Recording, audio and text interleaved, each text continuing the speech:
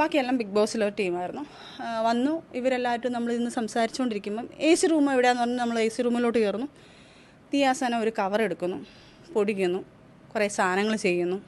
അപ്പം തന്നെ ഞാനങ്ങ് ഡെസ്പായി. സത്യം പറഞ്ഞാൽ ഞാൻ MDM ആയിരുന്നു എടുത്ത് ചെയ്തുകൊണ്ടിരിക്കുന്നത്. ഇത് റീസെൻ്റിൽ ഒരു 5 മാസം പോലും 4 മാസം പോലും ആയിട്ടില്ല. ഇതപ്പം റീസെൻ്റിൽ. ഹായ് ഹലോ എല്ലാവർക്കും നമസ്കാരം. പുതിയൊരു വീഡിയോയിലേക്ക് സ്വാഗതം. സജന നൂർ കഴിഞ്ഞ ദിവസം മറുനാടൻ മലയാളി എന്ന് പറയുന്ന ചാനലിന് കൊടുത്തിരിക്കുന്ന ഒരു ഇന്റർവ്യൂവിന്റെ പ്രസക്ത ഭാഗങ്ങളാണ് നിങ്ങൾ ഇപ്പോൾ കണ്ടുകൊണ്ടിരിക്കുന്നത്. ഇതിനകത്ത് റസൂൽ പൂക്കുറ്റിയും സജന നൂറും അതുകണക്ക് തന്നെ ഫിറോസ് ഖാനും തമ്മിലുള്ള ഇഷ്യൂവിനെ കുറിച്ചായിരുന്നു ഇവർ കൂടുതലും പറഞ്ഞിരുന്നതെങ്കിൽ പോലും അതിൻ്റെ ഒരു ഗുരുതരമായിട്ടുള്ള ആരോപണം ദിയാസന എന്ന് പറയുന്ന മുൻ ബിഗ് ബോസ് താരത്തിനെതിരെ ഈ പറയുന്ന സജന നൂർ ഉന്നയിച്ചിട്ടുണ്ടായിരുന്നു. അത് മറ്റൊന്നുമല്ല, 4-5 മാസങ്ങൾക്ക് മുൻപ് ഈ പറയുന്ന ദിയാസന സജന നൂറിന്റെ ഫ്ളാറ്റിലേക്ക് എത്തുകയും അവിടെ വെച്ച് ദിയാസന MDMA യൂസ് ചെയ്തു എന്നും അതുകൂടാതെ MDMA ഉപയോഗിക്കാൻ വേണ്ടിയിട്ട് സജന നൂറിനെ ദിയാസന പ്രേരിപ്പിച്ചു എന്ന തരത്തിലുള്ള ഒരു ഗുരുതരമായിട്ടുള്ള ആരോപണമാണ് ഈ പറയുന്ന സജന നൂർ മറുനാടൻ മലയാളിക്ക് നൽകിയ ഇന്റർവ്യൂവിനകത്ത് ദിയാസനയ്ക്കെതിരെ ഉന്നയിച്ചിരിക്കുന്നത്. എന്തായാലും ഈ ഒരു വിഷയവുമായി ബന്ധപ്പെട്ട് ദിയാസനയുടെ ഭാഗത്തു നിന്നുണ്ടായിരിക്കുന്ന പ്രതികരണം നമുക്കൊന്ന് കണ്ടു നോക്കാം. ഹലോ എവ്രിവൺ, ഒരുപാട് മെസ്സേജുകൾ വരുന്നത് കൊണ്ടിട്ടാണ് ഞാൻ ഇങ്ങനെ ഒരു വീഡിയോ ചെയ്യുന്നത്. എനിക്ക് എല്ലാവർക്കും റെസ്പോണ്ട് ചെയ്യാൻ പറ്റാത്തത് കൊണ്ടാണ്. ഇന്നലെ മറുനാടൻ മലയാളി ചാനലിനകത്ത് സജന നൂർ ഒരു ഇന്റർവ്യൂ കൊടുത്തിട്ടുണ്ടായിരുന്നു. ഏകദേശം 2 മണിക്കൂർ വരുന്ന ഒരു ഇന്റർവ്യൂ ആണ്. അതിനകത്ത് മുഴുനീളൻ അവരും ഫിറോസും റസൂൽ പൂക്കുറ്റി ആയിട്ടുള്ള വിഷയങ്ങൾ ഇങ്ങനെ ചർച്ച ചെയ്തുകൊണ്ടിരിക്കുന്നതിന്റെ ഇടയിൽ എന്നെ പറ്റിയിട്ടൊരു അലിഗേഷൻ വന്നു. ഞാൻ MDMA കൊടുത്തു, MDMA ഉപയോഗിച്ചു, അതുപോലെ ഞാൻ MDMA കാരിയർ ആണ്, അവർക്ക് MDMA തിന്നാൻ കൊടുത്തു എന്നൊക്കെ പറഞ്ഞിട്ടാണ് അവർ സ്റ്റേറ്റ്മെന്റ് ഇറക്കിയിരിക്കുന്നത്. അപ്പം മറുനാടൻ മലയാളി ചാനൽ എനിക്കെതിരെ നിൽക്കുന്ന ഒരു ചാനലാണ്. പണ്ട് മുതലേ അവർക്ക് ഇതിന്റെ അടുത്തൊരു പ്രശ്നമുണ്ട്. അപ്പം ഞാൻ അയാൾക്കെതിരെ കേസ് കൊടുത്തിട്ടുണ്ട്, ഷാജൻ സ്കറിയക്കെതിരെ.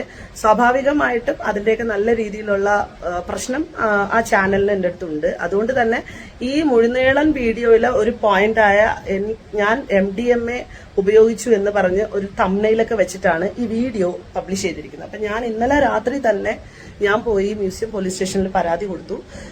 ഞാനിപ്പം മ്യൂസിയം പോലീസ് സ്റ്റേഷനിൽ ഞാൻ പരാതി എടുത്തു. അപ്പൊ ഡീഫമേഷൻ സ്യൂട്ട് ഫയൽ ചെയ്തു.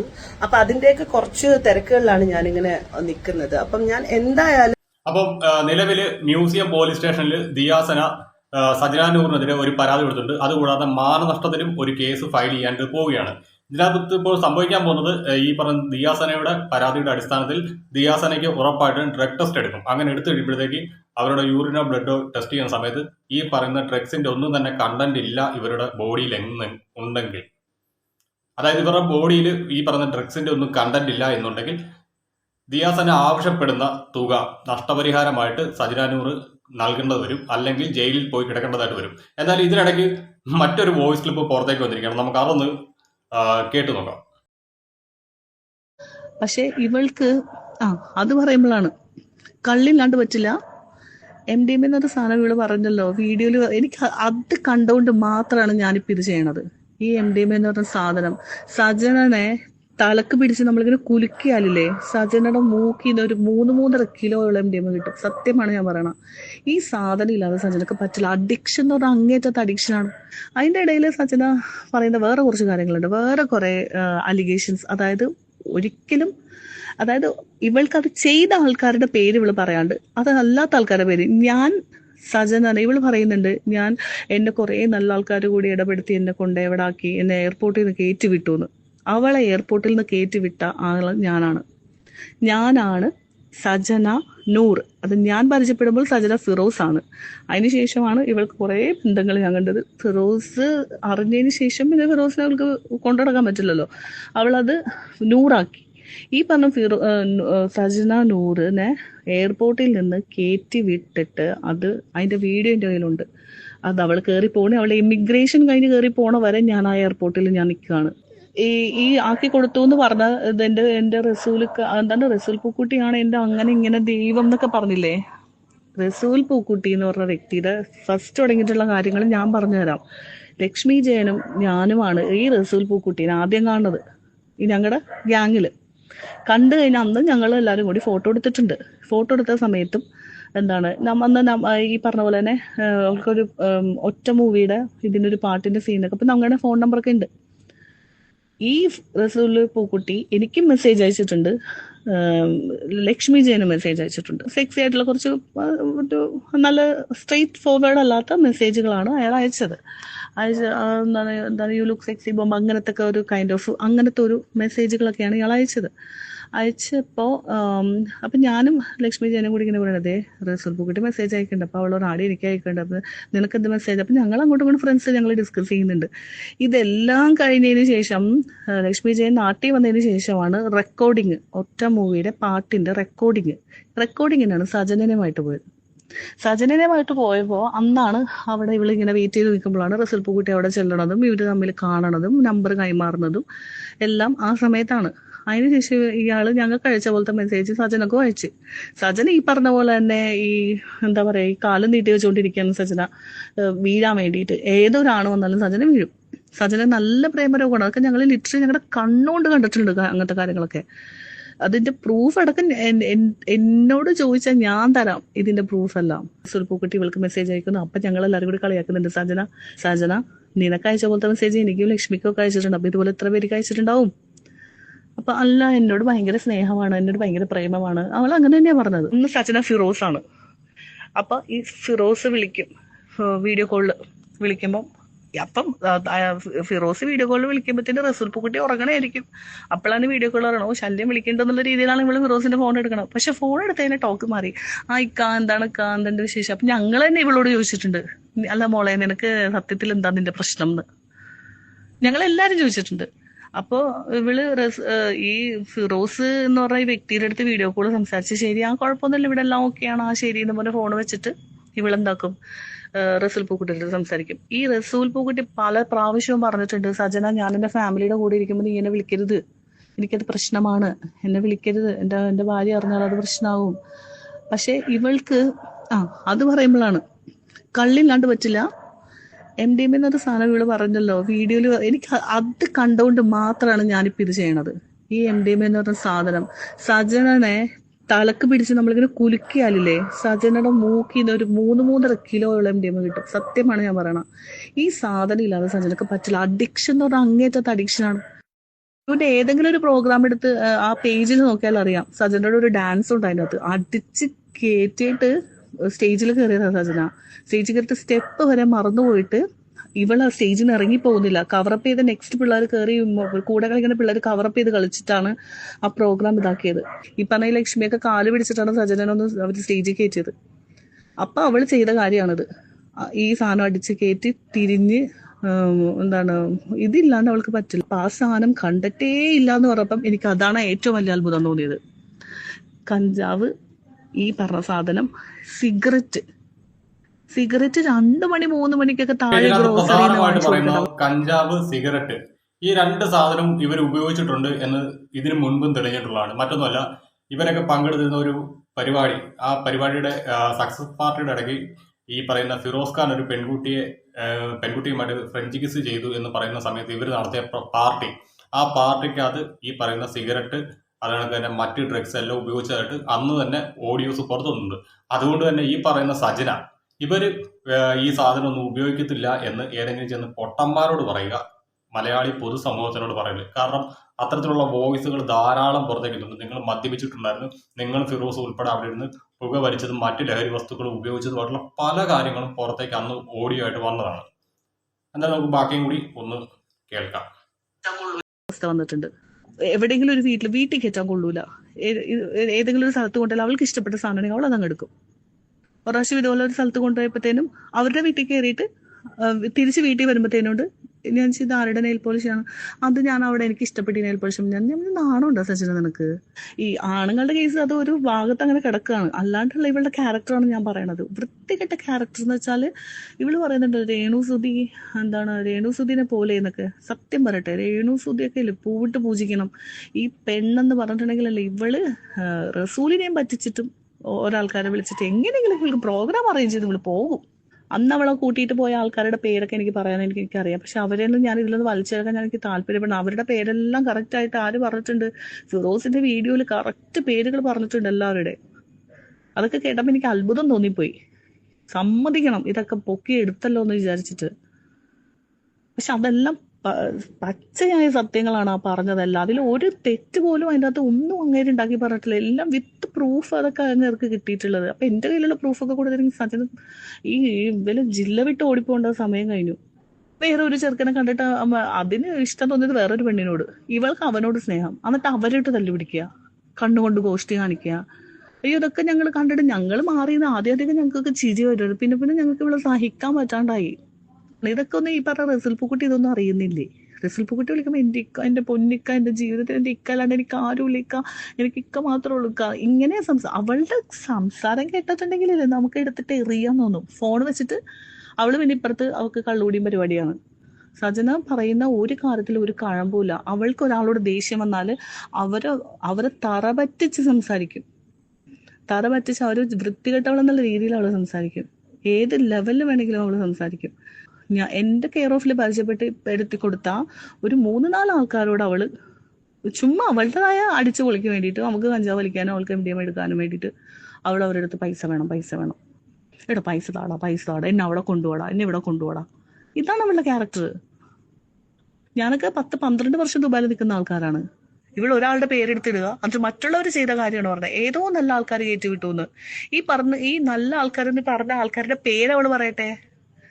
അപ്പൊ അറിയാം ഫിറോസിന്റെ വീഡിയോയിൽ പറഞ്ഞ ആൾക്കാരുടെ പേരാണോ സജനക്ക് പറയാനുള്ള പേരെന്ന് കറക്റ്റ് ആയിട്ട് അറിയാം. അല്ലാണ്ട് സജനക്ക് അവിടെ ആരുണ്ട്? ഞാൻ തരാം പ്രൂഫ്. സജനെ എയർപോർട്ടിൽ കയറ്റി വിട്ടാരാന്ന് പൊളിച്ചടുക്കി തരാം ഞാൻ സജനയുടെ എല്ലാ കാര്യങ്ങളും. ഞാൻ സെലിബ്രിറ്റി അല്ല. എന്നെ ഇപ്പൊ സജന വന്നത് അവള് വൃത്തിയിട്ടവളാണ്, അവൾ അവരുടെ കൂടെ ഇവരുടെ കൂടെ ഇങ്ങനെ പറയാൻ എനിക്കൊരു പ്രശ്നമില്ല. കാരണം എന്നെ അറിയാവുന്ന, എന്നെ സ്നേഹിക്കുന്ന എന്റെ ആൾക്കാർക്ക് അറിയാം ഞാൻ എന്താണെന്നുള്ളതും സജന എന്താണെന്നുള്ളതും. അപ്പം ഞാൻ കയറ്റിവിട്ട എന്റെ സുഹൃത്തിനെ ഞാൻ വിളിക്കുകയാണ്, ഞാൻ സംസാരിക്കുകയാണ്. അങ്ങനെ അതിനുശേഷം ഇവള് അവിടെ അപ്പൊ അതിനു മുമ്പ് ഇവള് നാട്ടിൽ നിന്ന് ഇടക്കിടക്ക് നാട്ടിൽ വിളിച്ചിട്ട് ഇവരൊക്കെ വിളിച്ചിട്ട് എന്താണ് ആ ചെക്കൻ്റെ ഇപ്പൊ ഇന്നാളെ ഒരു അലിഗേഷനൊക്കെ വന്നല്ലോ, അവന്റെ പേര് ഞാൻ പറഞ്ഞു. ആ പുള്ളീനെ വിളിച്ചിട്ട് എടാ എനിക്കൊരു ഇത് സെറ്റ് ചെയ്ത് തരണോടാ ഫിറോസ്. അവള് ഈ വീഡിയോയിൽ പറയുന്നുണ്ട്, ഫിറോസ് നീ നിന്റെ മറ്റേ എക്സ് ഗേൾഫ്രണ്ടിന്റെ അവളുടെ കൂടെ ഒരു വീഡിയോ ഇട്ടിട്ടുണ്ട്, അപ്പൊ എനിക്ക് വന്നിരുന്ന് പറയണം, എന്തെങ്കിലും പറയണം, നീ എനിക്കൊരു ഇത് സെറ്റാക്കി തരണമെന്ന് പറഞ്ഞ് കാല് പിടിച്ചിട്ടാണ് നാട്ടിൽ അവൾക്കൊരു ഇന്റർവ്യൂ സെറ്റ് ആയത്. വിളിച്ചു പറയുന്ന സമയത്തൊക്കെ ഞാനുണ്ട് അവിടെ. ഷിയാസ്, അത് തന്നെ ആ ചെക്കനാണ്. അവനെ വിളിച്ചിട്ട് അപ്പൊ അവനും വിളിക്കും, സജന കണ്ടില്ലേ വീഡിയോ ഇറങ്ങിയിട്ടുണ്ടല്ലോ, കണ്ടായിരുന്നു സജന? അവളുടെ കൂടെയാണ് ഫിറോസ് വീഡിയോ ഇട്ടേക്കണം. ഇവരൊക്കെ മൂപ്പിച്ചു കൊടുക്കുമ്പോൾ ഇവൾ ഇവിടെ ഇരുന്നത് എനിക്ക് നീ എനിക്കൊരു ഇന്റർവ്യൂ ശരിയാക്കി തടാ, ഞാൻ വന്നിരുന്ന് സംസാരിക്കട്ടേടാ, ഫിറോസിനെ എനിക്ക് പറയണോടാ. കാരണം ഇവള് പിടിക്കപ്പെട്ടു എന്ന് മനസ്സിലായി കഴിഞ്ഞപ്പം ഫിറോസ് എന്ന് പറഞ്ഞ വ്യക്തി ഉൾട്ടയായി. ഈ ഫിറോസ് എന്ന് പറഞ്ഞ വ്യക്തി ആ സമയത്ത് സജനൊക്കെ ഞങ്ങളുടെ കൂടെ ഉണ്ടായെന്ന് അറിഞ്ഞുകൊണ്ട് തന്നെയാണ് ഞങ്ങളെ വിളിച്ചിട്ടുള്ളത്. എന്നോട് വെച്ചപ്പോൾ ഞാൻ ആകെ പറഞ്ഞ കാര്യമാണ്, ഞാൻ കാണാത്തത് പറയില്ല, അതുകൊണ്ട് ഫിറോസ്ക്ക് എനിക്ക് അവളുടെ കൂടുതൽ കാര്യങ്ങളൊന്നും എന്നോട് ചോദിക്കരുത്. ശരി മോളെ എന്നും പറഞ്ഞിട്ടാ വെച്ചത് ഫോൺ. ഓക്കെ, നിനക്ക് അത് പറയാൻ താല്പര്യമില്ലെങ്കിൽ ഓക്കെ ഞാൻ കണ്ടുപിടിച്ചോളാം എന്ന് തന്നെ പറഞ്ഞത്. പക്ഷെ ഞങ്ങളുടെ കൂടെയുള്ള ആൾക്കാർ എന്നെയൊക്കെ പറഞ്ഞും കൊടുത്തിട്ടുണ്ട്. അവരൊക്കെ തന്നെയാണ് പിന്നെയും സജനയുടെ മേത്ത് കൈയിട്ട് നടക്കുകയും ചെയ്യുന്നത്. ഈ പറഞ്ഞ ലക്ഷ്മി ജയനെ കുറിച്ച് സജന പോസ്റ്റ് ഇട്ടിട്ടുണ്ട്. അന്നൊന്നും ഇത്രയും ഫോളോവേഴ്സ് സജനക്കില്ല. അന്ന് ഇവൾ ഫ്രോഡാണ്, കുടുംബം കലക്കി എന്നും പറഞ്ഞിട്ട് ലക്ഷ്മിയുടെ ഫോട്ടോ വെച്ച് അവളുടെ ആ ഫോട്ടോയുടെ നടുക്ക് ഒരു ഇങ്ങനെ എഴുതിയിട്ട് അവൾ പോസ്റ്റ് ചെയ്തിട്ട് ഈ റസൂൽ പൂക്കുട്ടി ഏതോ ഒരു അവാർഡ് ഫംഗ്ഷനിൽ ഇരിക്കണ ഇയാള് എന്നെ വിളിക്കല്ലേ സജന എന്ന് പറഞ്ഞ് പോയ ആൾ അവിടെ നിന്ന് വിളിച്ചുകൊണ്ടിരിക്കുന്നത്. ഇപ്പൊ തന്നെ വീഡിയോ പോസ്റ്റ് ചെയ്യും, ലക്ഷ്മി വിളിച്ചത് കരച്ചിലാണ്, വീഡിയോ നീ ഇപ്പൊ തന്നെ ഡിലീറ്റ് ചെയ്യുന്നു പറഞ്ഞിട്ട് ഇയാള് എൻ്റെ അടുത്ത് പറഞ്ഞു ബോംബെ പോയപ്പം. അപ്പം ഞങ്ങൾ ഒരു ബിസിനസ് സ്റ്റാർട്ട് ചെയ്യാനായിട്ട് ഞാനുണ്ട്, വേറൊരു കുട്ടിയുണ്ട്. അപ്പം അവള് നല്ലൊരു മര്യാദക്കാരി കൊച്ചാണ്. അപ്പം ഇവരൊക്കെ ഒറ്റ ഗ്യാങ് ആണെങ്കിൽ പോലും ഇവളുടെ ക്യാരക്ടർ ആരും എന്താ പറയാ അനുകരിക്കുന്ന ആൾക്കാരല്ല. ഇവളുടെ ഗ്യാങ്ങിലുള്ള ആൾക്കാരൊക്കെ പൊട്ടകളുമല്ല അത്. അപ്പൊ ഞങ്ങൾ ഞങ്ങൾ എല്ലാവരും കൂടി ബിസിനസ് സ്റ്റാർട്ട് ചെയ്യാൻ പ്ലാനൊക്കെ ചെയ്തിട്ട് ഞങ്ങൾ ബോംബെ പോകുന്നു. ഇവൾക്ക് ബോംബെ എന്ന് കേട്ട പിളക്കം, എനിക്കിപ്പോ പോകണം, ഞാനും വന്നടി എന്നെയും കൊണ്ട് എനിക്ക് റസൂൽഖാനെ കാണണം ഇവള് ബഹളം വെച്ചിട്ട്. അപ്പൊ അപ്പളെ ആ കൊച്ചിനോട് പറഞ്ഞു, ചേച്ചി ഈ സജന ഉണ്ടെന്നാണെങ്കിൽ ഞാൻ വരൂലട്ടെ, എന്നെ ഒഴിവാക്ക്. സജന ഉണ്ടെങ്കിൽ ഞാൻ മോനെ അവളുടെ കാശ് എടുത്തിട്ട് വരണേന് നമുക്കെന്താ, അവള് വന്നോട്ടെ കുഴപ്പമില്ല എന്ന് പറഞ്ഞു.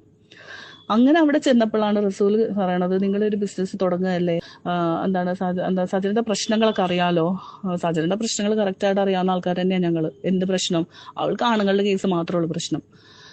അപ്പൊ നിങ്ങളൊന്ന് ഇവളൊന്ന് ഇതിലൊന്ന് ചേർക്കാമോ എന്ന് വെച്ചപ്പം മറ്റേ കൊച്ചിന്റെ കയ്യിൽ കയറി പിടിച്ചു.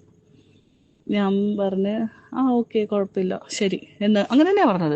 അത് ഇയാളുടെ സ്റ്റുഡിയോ വെച്ചിട്ടാണ് ഈ സംഭവം നടക്കുന്നത്. ഇയാള് ഇല്ലാത്ത സമയത്ത് ആ സ്റ്റുഡിയോയിൽ അയാളുടെ കസേര കയറി ഇരിക്കുക, കറങ്ങുക. ആ സ്റ്റുഡിയോയിലുള്ള ആൾക്കാർക്ക് എല്ലാവർക്കും അറിയാം സജനന. എന്നിട്ട് ബിസിനസ്സിൽ എടുക്കാം എന്ന് പറഞ്ഞിട്ട് പോലും ഞങ്ങൾ മൂന്നുപേരും ഈ രാവിലെ എഴുന്നേറ്റിട്ട് സൂറത്തിലും അവിടെ ഇവിടെയൊക്കെ പോയിട്ട് മെറ്റീരിയൽ കളക്ട് ചെയ്യും. ഇത് തപ്പിയൊക്കെ വൈകുന്നേരം ഇവര് രണ്ടുപേരും റൂമിലാണ്. ഇവര് ഭയങ്കര എൻജോയ്മെന്റാ. ബിസിനസ് ചെയ്യാൻ വേണ്ടി അവിടെ ദുബായിൽ വന്ന സജന എന്താണ് എപ്പൊ നോക്കിയാലും എന്റെ ഇക്ക വിളിച്ചില്ല, എന്റെ പൂക്കുട്ടിക്ക വിളിച്ചില്ല, എന്റെ പൂക്കുട്ടിക്ക വിളിച്ചില്ല എന്ന് പറഞ്ഞ് ഭയങ്കര ബഹളം. ഇവൾക്ക് ഈ ബിസിനസിന്റെ കാര്യത്തിലൊന്നും അല്ല ശ്രദ്ധ. അതിൻ്റെ ഇടയിൽ ഇയാൾ എന്നെ വിളിച്ച് പല പ്രാവശ്യം പറഞ്ഞിട്ടുണ്ട്, സജന തലവേദനയാണ്, ഒന്ന് പറഞ്ഞ് മനസ്സിലാക്കി കൊടുക്കോ, എനിക്ക് പുള്ളിക്കാരത്തിന് എനിക്ക് സഹിക്കാൻ പറ്റുന്നില്ല, ഇവള് വല്ലാത്തൊരു ക്യാരക്ടറാണ്, ടോക്സിക് ക്യാരക്ടറാണ് എന്നൊക്കെ എൻ്റെ അടുത്ത് പറഞ്ഞിട്ടുണ്ട്. അങ്ങനെ ഈ സജന ഇതെല്ലാം കഴിഞ്ഞിട്ടാണ് നാട്ടിൽ കയറി വന്നു. ഷാലു എന്ന് പറഞ്ഞ പെങ്കൊച്ചുമായിട്ട് കൂട്ടുകൂടിയപ്പോഴത്തേനും ഒരു ദിവസം ഈ ഷാലുവിന്റെ വീട്ടിലാണ് പിന്നെ സജന നിൽക്കണമെന്ന് തോന്നുന്നത്. കാരണം ഇവളുടെ മാനേജർ എന്നൊക്കെ പറഞ്ഞിട്ട് കൊണ്ടുപോകണമെന്ന് വെച്ചത്. ഇവളെ ഈ നാട്ടിൽ നിന്ന് ഒരു ക്രിസ്മസിന്റെ സമയത്ത് ഈ 2 മക്കളെയുമായിട്ട് അവള് ഷാലുവിന്റെ വീട്ടിൽ ചെന്നപ്പോ എന്നിട്ട് എന്നെ വിളിച്ച് കരഞ്ഞോണ്ടാ വിളിക്കണേ, എടാ എനിക്കൊരു പ്രശ്നമുണ്ടടാ. ഞാൻ എന്തോ പറ്റി? എടാ ഷാലുവിന്റെ വീട്ടിലെ പട്ടിക്കുട്ടികളെ എന്റെ മക്കള് ഇതാക്കണം എന്ന് പറഞ്ഞിട്ട് കൊച്ചുങ്ങളെ കൊണ്ട് വീട്ടിലാക്കിയിട്ട് വേണമെങ്കിൽ നിന്നാൽ മതി, പിള്ളേരെ മാറ്റി ഇവിടെ നിൽക്കാൻ പറ്റില്ല എന്ന് പറഞ്ഞ് ഷാലു ഇറക്കി വിട്ടു എന്ന് പറഞ്ഞു. നീ എന്റെ വീട്ടിലോട്ട് ചെല്ലുന്നു പറഞ്ഞു. ഞാൻ വീട്ടിൽ വിളിച്ചു പറഞ്ഞു. അങ്ങനെ അവള് വീട്ടിൽ വന്നു, 2-3 ദിവസം നിന്നു, പോന്നു. ഇതിൽ കൂടുതൽ എങ്ങനെ ഒരാളെ ഹെൽപ്പ് ചെയ്യേണ്ടതെന്ന് എനിക്കറിയില്ല. എന്നിട്ട് നന്ദിയില്ലാത്ത വർത്താനം. എനിക്ക് ആ ഒരു ഇതിലൊക്കെ എനിക്ക് ഭയങ്കര, ഞാൻ പണ്ടേ ഞാൻ ഈ വീഡിയോ കിട്ടാനായിരുന്നു. കൂടെ നിന്ന് ചതിക്കാൻ ഇതുപോലത്തെ ഒരു കൂട്ടുകാരത്തി പറയില്ല. കൂടെ നിന്ന് ചതിക്കാൻ. നമ്മളോട് സംസാരിച്ച് നോക്കുമ്പോൾ ഇപ്പുറത്തെ എന്താണ് കോളിൽ ഇട്ടിട്ട് മറ്റുള്ളവരെ കേൾപ്പിച്ചു കൊടുത്തിട്ട് എടി സോറി എടി അറിയാണ്ട് പറ്റിപ്പോയടി, അത് എന്റെ കൈ തട്ടി കോള് പോയതാണ്, അങ്ങനെ വരെ പറയാനായിട്ട് ഒരു ഉൾപ്പില്ലാത്തവളാണ് സജന. അതൊക്കെ എന്റെ ജീവിതത്തിൽ നടന്നിട്ടുള്ള കാര്യങ്ങളാണ്. എന്നിട്ട് എല്ലാം തമ്മി തല്ലിപ്പിക്കാൻ നോക്കുക. അയ്യോ എന്റെ ദൈവമേ, ഞാൻ എന്റെ ലൈഫിനൊക്കെ ഈ സാധനങ്ങളൊക്കെ എന്റെ ജീവിതത്തിൽ ഇറങ്ങിപ്പോയപ്പോഴാണ് ഞാനൊന്ന് ഓക്കെ ആയത്. സത്യം പറഞ്ഞിട്ടെ, ഈ നെഗറ്റിവിറ്റി എന്നിട്ട് ഇതെല്ലാം ചെയ്തു വെച്ച് പവിത്രയായ സജന വേറെ ഏതെങ്കിലും പെൺകൊച്ചുങ്ങളെ പറയാം അവൾക്ക് അവിഹിതമാണ്, അവൾ ആ ആണിന്റെ കൂടെയാണ്, അവൾ ഈ ആണിന്റെ കൂടെയാണ്, അവൾ ആ മറ്റാണിന്റെ കൂടെ. എന്തിനങ്ങനെ പറയണേ? ഇവൾ ആരുടെ കൂടെയാണ് അവൾ ആദ്യം ചിന്തിക്കണ്ടേ? എന്നിട്ട് റസൂൽ പൂക്കുട്ടിയിൽ ഒതുങ്ങിയോ? അവള് അയാളിലും ഒതുങ്ങാൻ പോണില്ല. MDMA വലിച്ചു കയറ്റണ സജനയില്ലേ, ഞാൻ എന്റെ പൊന്നെ, ഞാൻ ഇട്ട് തരണ്ട്. ഞാനെല്ലാം ആവശ്യം വന്നാലും എല്ലാം എടുത്ത് ഞാൻ ഇടും. വലിച്ചു കയറ്റണതും കിറിങ്ങി നടക്കണതും പാട്ട് പാടണതും ബോധമില്ലാണ്ട് കറങ്ങണതും ഒക്കെ ഉണ്ട്. ഇതൊക്കെ നമുക്ക് ചെയ്യാൻ അറിയില്ലാഞ്ഞിട്ടല്ല.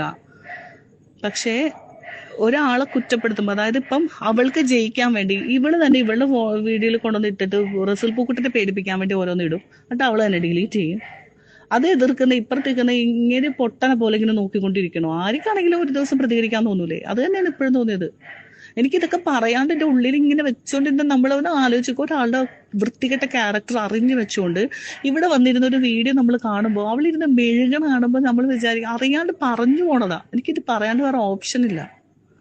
എത്ര ബന്ധങ്ങള് ആ അബുദാബിയിലൊക്കെ ആദ്യമായിട്ട് സജന വന്നു കഴിഞ്ഞിട്ട് എന്താ പറയാ, അവരൊക്കെ എറിഞ്ഞിട്ടിട്ടാ പോയത്.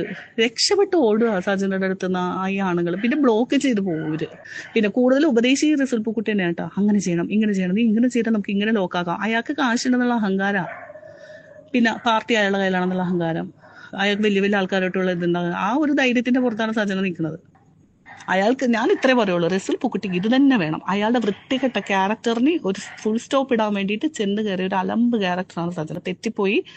സജന 100 സജന കോടി എന്ന് തന്നെ പറയണം. 100 അവൾ ഒതുങ്ങൂല, അവൾ കോടിയിലേ ഒതുങ്ങുള്ളൂ. ദുബായിൽ വന്നിട്ട് ഗ്ലൂട്ടാത്തയോൺ എടുക്കാൻ പറ്റാണ്ട് എന്റെ ദൈവമേ ഒരു സമാധാനവും തന്നിട്ടില്ല. അന്നും ഈ പറഞ്ഞ പോലെ തന്നെ എന്റെ ഏതോ ഫ്രണ്ട്സിനെയൊക്കെ വിളിച്ചിട്ട് എടാ എനിക്ക് ഗ്ലൂട്ടാത്തയോൺ എടുക്കണോടാ, കുറച്ച് പൈസ കൊടുക്കുമെന്ന് പറഞ്ഞിട്ട്, അതായത് ഇവള് അടിച്ചു പൊളിക്ക് വേണ്ടിയിട്ടാണ് ഇവള് കടം വാങ്ങിക്കുന്നത്. അയ്യോ എന്റെ ജീവിതത്തിൽ ഞാൻ ഇത്ര വേസ്റ്റ് ഒരു സാധനത്തിന് ഞാൻ കണ്ടിട്ടില്ല. എന്റെ ജീവിതത്തിൽ ജീവിക്കാൻ വേണ്ടി പലരും എന്തും ചെയ്തോട്ടെ, ഇത് ചതിക്കാൻ വേണ്ടി മാത്രം മറ്റുള്ളവരുടെ കൂട്ടുകൂടുന്ന ഒരു വ്യക്തി. ഇപ്പൊ ശരിക്കും പറഞ്ഞാൽ ദിയാസനെ ഒരു ആരോപണത്തിലേക്ക് വലിച്ചിഴച്ചപ്പോഴത്തേക്ക് സജിന ഇപ്പൊ പെട്ട അവസ്ഥയാണ്. ഈ പറയുന്ന ആള് പറയുന്നത് സജിന ഈ സാധനങ്ങളെല്ലാം ഉപയോഗിക്കുന്നതിന്റെ തെളിവും സാധനങ്ങളും എല്ലാം അവരുടെ കൈവശം ഉണ്ടെന്ന് പറയുന്നത്. അങ്ങനെയാണെങ്കിൽ അതൊക്കെ പുറത്തോട്ട് വന്നു കഴിഞ്ഞാൽ ഓപ്പറേഷൻ തൂഫാൻ വഴി അകത്ത് പോകുന്നത് ദിയാസനെ ആയിരിക്കില്ല, ഒരുപക്ഷെ സജിന ആയിരിക്കും. അത് മാത്രമാണ് ഇപ്പോൾ മനസ്സിലാകുന്നത്. എന്നാൽ ശരിയാണ്.